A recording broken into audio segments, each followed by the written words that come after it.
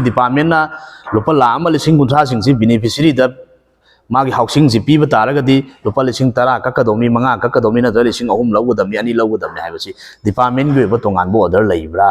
haibadu ai ngasi media gi mangda hangse hariba neraga gi makha da thabuk suriba work construction gi adagi renovation gi thabuk suri singsidai lauthokiba paisa ga adai khoi leiramiba thabuk ka chana daba mayam ama su leire haukiba tha khara sida uswa jila parishad ki area da panchayat akhoi gi uswa gp gi aduga semaijing tu phabak chau gp gi komlakhong tu lahupa tera gp gi hariba gp sing aduga uswa jila parishad ki area sida akhoi gi kanona parja miyamna complaint lakpa akhoi gi lupta complaint lakpa sidagi parjana toriba complaint du kadai pho yauna chumige lalige haina khoni study tawningai damakta haukiba akhoi gi tang taraga mapan thani pan 2025 ta uswa jila parishad amadi gp ahumak rti tawjai rti thara matungda RTI sida akhoi hangjariba kano sing akhoi work allocation sing haidi neraga gi makha da thabuk su giba singi adagi IAY gi makha da yum sa kiba beneficiary sing gi listing aduga paisa kayam kapthokre kayam ka kodaba leidi adu yum kayam sa gare kamai tawre haiba sugum bagi question yawba RTI amakha akhoi na draft tawjagi haiba RTI asigi pakhum moina akhoi gi kano da date 13 Thatra 2025 ta harisi pakhum moina piraki hariba pakhum singasi akhoi mang se ta leijare sida akhoi gi phabak chau tu semaijing gi aduga lohupa tera tu komlakhong gp gi aduga su uchwa gp gi aduga sida lei singina semaijing jila parishad adi uchwa jila parishad ki leire aduga si khoi job holder sing gi list sing se leire hari singsi document singsi phangwa matum da akhoi gi lukki ai sana litoraga akhoi gi thaumi singna hariba department na akhoi da piraiba listing asiga adagi field leiriba thabuk thoram mayam singsiga kayamna sana rige sana dage haina akhoi kupna monitor tawra matungda department gi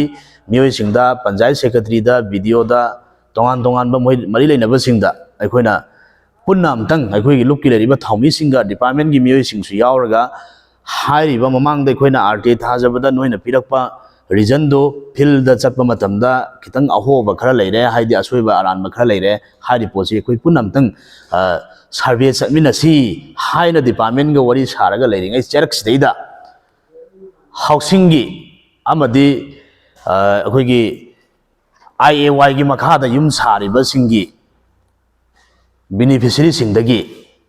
akhoi paisa laukhatkiba thengnare nangi second instrument paisa kafalage haraga paisa laukhatkiba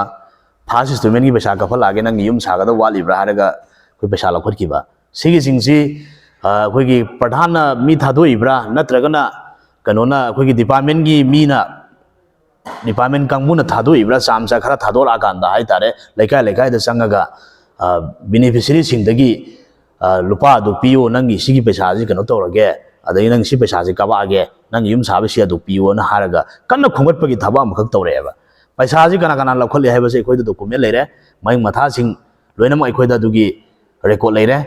mioi kya dagi paisa lakhot kre haiba khoi record leire aduga sigi marak sida khoi gi housing gi kano da beneficiary amada lupa lakh amaga lising kuntra piba schemes da lupa lising tara kakpa manga kakpa yauri sisda housing lising manga kakpa tara kakpa yauri masigi sina khoi gi department na lupa lama lising kuntra singsi beneficiary da magi housing ji piba taragadi lupa lising tara kakkadomni manga kakkadomni na lising ahum lawudamni ani lawudamni haibasi department gi ba tongan bo order leibra haibadu ai ngasi media gi mangda hangjage si athu matam da hari posi department gi koi bo order lei haragadi department na masi clarification thambiyo ba thubada adugi makha tarapada muka akhoi gi housing gi yum kano to lakpa seida eso sing na ai tare second instrument gi first gi kano gi lakpa matam de eso sing na paisa photo kapagi lupa lising ani ahum lawri singse sigi singsi hari ba photo kap lakpa matam se su SO सिंग कनो सिंग से कोई पैसा लौगदमी है department की order लेब्रा सिसु लौगी प्रूफ लेरे अखोई दम मथा बेनिफिशियरी कयादगी लुपा कया लौकी कमाई तौगी लोई लेरे अदुगा नेरगा की मखादा थबुक सूरीब सिंगसे नेरगा मखा थबुक सूरीसे कोई